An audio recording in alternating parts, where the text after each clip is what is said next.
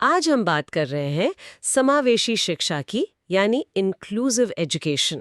जी। हमारे पास उत्तराखंड मुक्त विश्वविद्यालय का कुछ स्टडी मटेरियल है और कुछ सरकारी दस्तावेज भी हैं। और हमारा मकसद ये समझना है कि इस एक शब्द के पीछे की असल सोच क्या है, भारत में वो कौन से समूह हैं जो शिक्षा के दायरे से बाहर रह गए हैं और उन्हें वापस लाने की कोशिशों में क्या क्या मुश्किलें हैं और क्या उम्मीद है। हाँ, इस पूरी बातचीत को समझने के लिए हमारे सोर्स मटेरियल की एक तस्वीर दिमाग में रखते हैं। अच्छा। एक टीचर है और वो कई तरह के बच्चों का हाथ पकड़कर उन्हें आगे ले जा रही हैं। कोई बच्चा व्हीलचेयर पर है, कोई बैसाखी के सहारे। और उस तस्वीर के नीचे लिखा है क्रॉसिंग द डिवाइड। क्या बात है। मुझे लगता है ये एक तस्वीर ही आज की हमारी पूरी चर्चा का सार है। बिल्कुल सही कहा। वो तस्वीर ही सब कुछ कह देती है।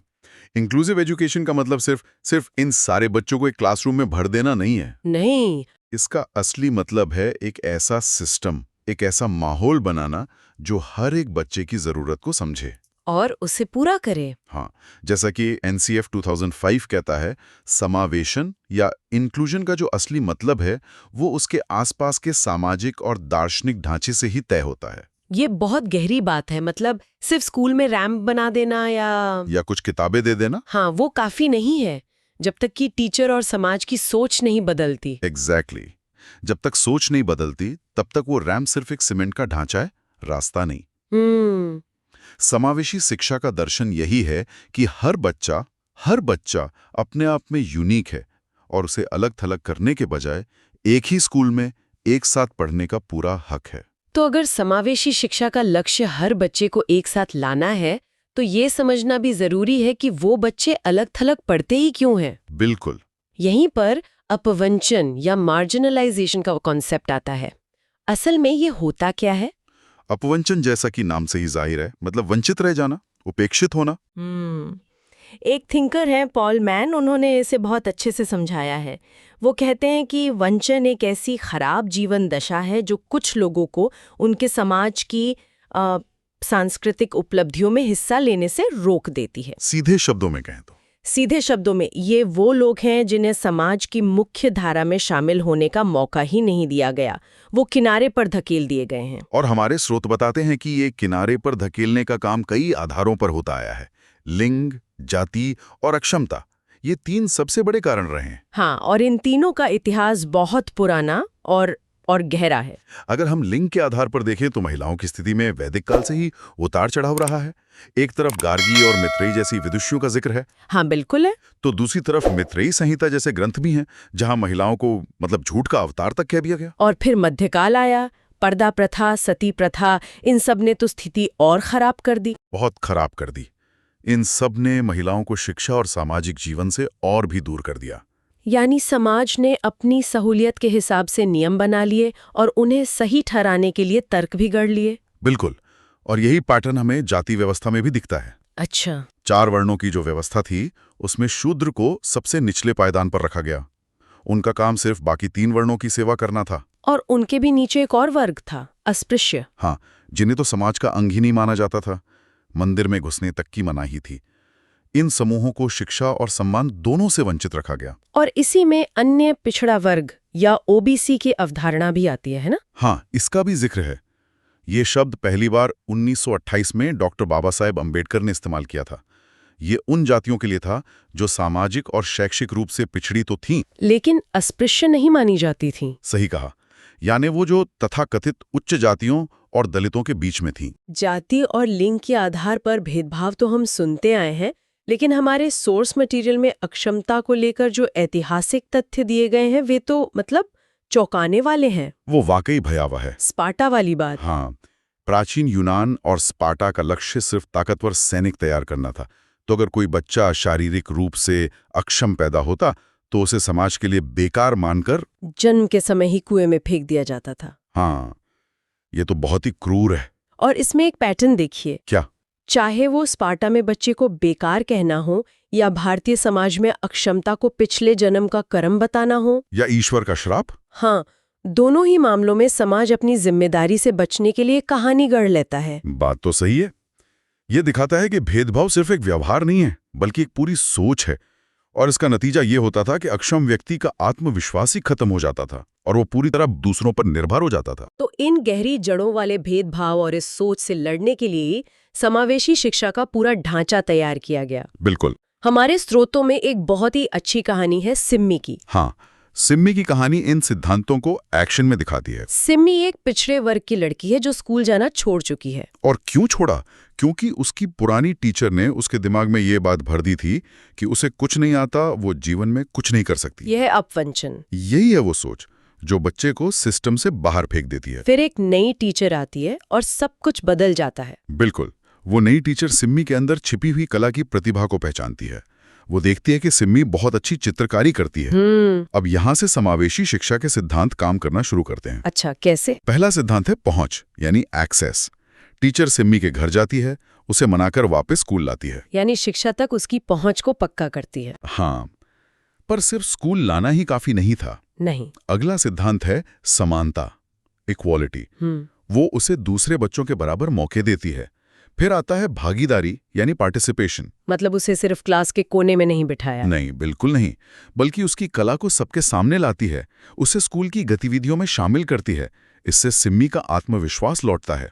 और आखिर में आते हैं प्रासंगिकता और सशक्तिकरण, रेलेवेंस और एम्पावरमेंट। शिक्षा सिम्मी के लिए प्रासंगिक बन जाती है क्योंकि वो उसकी प्रतिभा से जुड़ जाती है। और ये पूरी प्रक्रिया उसे इतना सशक्त बना देती है कि वो खुद रोज स्कूल आने लगती है। सही। यानी एक टीचर के सही रवैये ने सिम्मी को वो सब कुछ दे दिया जो उससे छीन लिया गया था। मौका, सम्मान और आत्मविश्वास। ये कहानी सिद्धांतों को रटने से कहीं ज्यादा प्रभावी है ना? यही तो समावेशी शिक्षा की आत्मा है। ये सिर्फ नियमों और नीतियों का वो एक पुलिंदा नहीं है, ये एक मानवीय दृष्टिकोण है। तो चलिए अब नीतियों की बात करते हैं। सिद्धांतों और कहानियों से आगे बढ़कर जमीनी स्तर पर सरकार ने क्या किया है?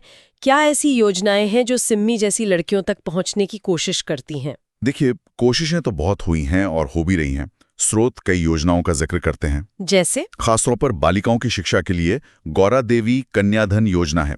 लड़कियों को स्कूल आने जाने के लिए साइकिल देना। हाँ, ये तो काफी राज्यों में है। और जनजातीय लड़कियों के लिए छात्रावास यानी हॉस्टल बनाना। ये कुछ बड़ी पहलें हैं। एक मिनट, ये छात्रावास वाली योजना दिलचस्प है। क्या इसका मकसद सिर्फ उन्हें रहने की जगह देना है या इससे ड्रॉप आउट रेट कम करने में भी मदद मिलती है? आपका सवाल बिल्कुल सही जगह पर है। इसका दोहरा मकसद है, एक तो सुरक्षित आवास देना और दूसरा, और शायद ज्यादा जरूरी, ड्रॉप आउट रेट को कम करना। अच्छा। जब स्कूल पास होता है तो परिवार को लड़कियों को भेजने में सुरक्षा की चिंता कम होती है। ये तो है। इसके अलावा छात्रवृत्ति, मुफ्त यूनिफॉर्म और किताबें और मध्याह्न भोजन यानी मिड डे मील योजना, इन सब ने मिलकर स्कूलों में बच्चों की संख्या बढ़ाने में बहुत बड़ी भूमिका निभाई है। और दिव्यांग बच्चों के लिए क्या कोई खास योजनाएं हैं? हाँ, उनके लिए भी विशेष प्रावधान है। 2009-10 में माध्यमिक स्तर पर दिव्यांग बच्चों के लिए एक खास समावेशी शिक्षा योजना शुरू की गई थी। अच्छा। बाद में इसे राष्ट्रीय माध्यमिक शिक्षा अभियान मतलब रामसा का हिस्सा बना दिया गया है। और इसका मकसद क्या था? मकसद था कि दिव्यांग बच्चों को मुख्य धारा के स्कूलों में पढ़ने के लिए जो भी जरूरी संसाधन और सहायता है वो दी जाए। यहाँ तक कि राष्ट्रीय छात्रवृत्ति योजना में 30% सीटें दिव्यांग लड़कियों के लिए आरक्षित हैं, ताकि उन्हें दोहरे भेदभाव का सामना ना करना पड़े। बिल्कुल। तो नीतियां हैं, योजनाएं हैं, कानून भी है, जैसे शिक्षा का अधिकार। कागज पर तो तस्वीर काफी अच्छी दिखती है। हाँ, दिखती तो है, लेकिन फिर भी क्रॉसिंग द डिवाइड वाली जो तस्वीर थी वो आज भी एक लक्ष्य क्यों है? हकीकत क्यों नहीं? असली चुनौतियां कहाँ हैं? और यही इस पूरी बातचीत का सबसे अहम हिस्सा है। सबसे बड़ा चैलेंज, जैसा हमने पहले भी कहा, लोगों का माइंडसेट है, नजरिया है। आज भी दूर दराज के गांवों में दिव्यांगता को पिछले जन्म का कर्म या ईश्वर का दंड माना जाता है। परिवार उन्हें छिपाता है, समाज उन्हें स्वीकार नहीं करता। यानी पहली लड़ाई तो घर और समाज की सोच से ही है। बिल्कुल। दूसरी बड़ी चुनौती है स्कूलों का ढांचा। और ढांचे का मतलब सिर्फ बिल्डिंग नहीं है। अच्छा। हाँ, कई स्कूलों में आज भी रैंप या दिव्यांगों के लिए मुनासिब शौचालय नहीं है। लेकिन उससे भी बड़ी कमी है शैक्षिक ढांचे की। मतलब हमारे पास प्रशिक्षित शिक्षकों की भारी कमी है। एक टीचर जो पहले से ही 40-50 बच्चों की क्लास को संभाल रहा है, उससे ये उम्मीद कैसे की जा सकती है कि वो बिना किसी स्पेशल ट्रेनिंग के एक दृष्टिबाधित या सुनने में अक्षम बच्चे की जरूरतें भी पूरी कर लेगी? हाँ, ये एक बहुत ही व्यावहारिक समस्या है। टीचर की नीयत अच्छी हो सकती है लेकिन उसके पास सही स्किल सेट और रिसोर्सेज ही नहीं है। सही पकड़ा आपने। रिसोर्सेज की कमी एक और बड़ी बाधा है। जैसे एक दृष्टि बाधित बच्चे के लिए ब्रेल की किताबें या सुनने वाले सॉफ्टवेयर चाहिए, जो ज्यादातर सरकारी स्कूलों में उपलब्ध नहीं है। और गरीबी भी एक बहुत बड़ा फैक्टर है। जब परिवार के लिए 2 वक्त की रोटी जुटाना मुश्किल हो तो वो दिव्यांग बच्चे की शिक्षा पर अतिरिक्त खर्च कैसे करेगा? ये सारी चुनौतियां एक दूसरे से जुड़ी हुई हैं ना। एकदम। आपने शिक्षकों की ट्रेनिंग की बात की। क्या हमारे टीचर ट्रेनिंग प्रोग्राम्स में समावेशी शिक्षा को लेकर कोई व्यवहारिक ट्रेनिंग दी जाती है या ये सब बस थ्योरी तक ही सीमित है? स्रोतों के अनुसार यहाँ एक बहुत बड़ा गैप है। ट्रेनिंग दी तो जाती है लेकिन वो अक्सर किताबी होती है। एक टीचर को क्लासरूम में असल में क्या करना है, अलग अलग तरह के बच्चों के साथ कैसे डील करना है, इसकी प्रैक्टिकल ट्रेनिंग का अभाव है। और नतीजा ये होता है कि टीचर या तो उस बच्चे को नजरअंदाज करने लगता है या फिर उसे एक समस्या की तरह देखने लगता है। ये तो वापस सिम्मी वाली कहानी पर आ गया। उसकी पहली टीचर भी तो यही कर रही थी। एग्जैक्टली। वो सिम्मी को एक छात्रा की तरह नहीं बल्कि एक समस्या की तरह देख रही थी जिसे पीछा छुड़ाना है। तो जब तक हम शिक्षकों को सिर्फ पढ़ाने वाला नहीं बल्कि एक फैसिलिटेटर, एक सपोर्ट सिस्टम के तौर पर तैयार नहीं करेंगे, तब तक नीतियां कागज पर ही रह जाएंगी। चुनौती सिर्फ ढांचा बनाने की नहीं, उसे इस्तेमाल करने लायक बनाने की है। तो आज की इस पूरी चर्चा को अगर समेटें तो हमने समझा कि समावेशी शिक्षा सिर्फ एक अकादमिक शब्द नहीं बल्कि एक गहरा दर्शन है। ये मानता है कि हर बच्चा सीखने के काबिल है, बस हमें सिखाने का सही तरीका खोजना होगा। बिल्कुल। हमने अपवंचन यानी मार्जिनाइजेशन की ऐतिहासिक जड़ों को देखा कि कैसे समाज ने लिंग, जाति और अक्षमता के आधार पर लोगों को किनारे पर धकेला। फिर हमने सिम्मी की कहानी के जरिए समावेशन के मार्गदर्शक सिद्धांतों, पहुंच, समानता, भागीदारी और सशक्तिकरण को असल जिंदगी में काम करते हुए देखा। और आखिर में हमने उन सरकारी नीतियों और जमीनी चुनौतियों को परखा जो इस खाई को पाटने की कोशिश तो कर रही हैं, लेकिन मानसिकता, संसाधनों और सही ट्रेनिंग की कमी के कारण अभी भी पूरी तरह सफल नहीं हो पाई हैं। इस पूरी चर्चा के बाद एक विचार हमारे श्रोताओं के लिए सोचने लायक है। हमारे स्रोत में एक सवाल था, अगर आपके विद्यालय में अलग अलग तरह के बच्चे आएं, तो आप उन्हें समावेशी शिक्षा देने के लिए क्या करेंगे? इस विचार को थोड़ा और आगे ले जाते हैं। हमें से ज्यादातर लोग टीचर नहीं हैं, लेकिन अगर एक क्लासरूम समाज का छोटा रूप है, तो हमें ये सोचना चाहिए कि हम अपने रोजमर्रा के जीवन में, अपने ऑफिस में, अपने पड़ोस में, अपने दोस्तों के बीच, ऐसे कौन से छोटे बड़े कदम उठा सकते हैं जो उस अदृश्य भेदभाव को खत्म करें? हम उस नई टीचर की भूमिका कैसे निभा सकते हैं जो किसी की छिपी हुई प्रतिभा को पहचान कर उसे आगे बढ़ने का मौका दे? शायद असली समावेशन की शुरुआत वहीं से होती है।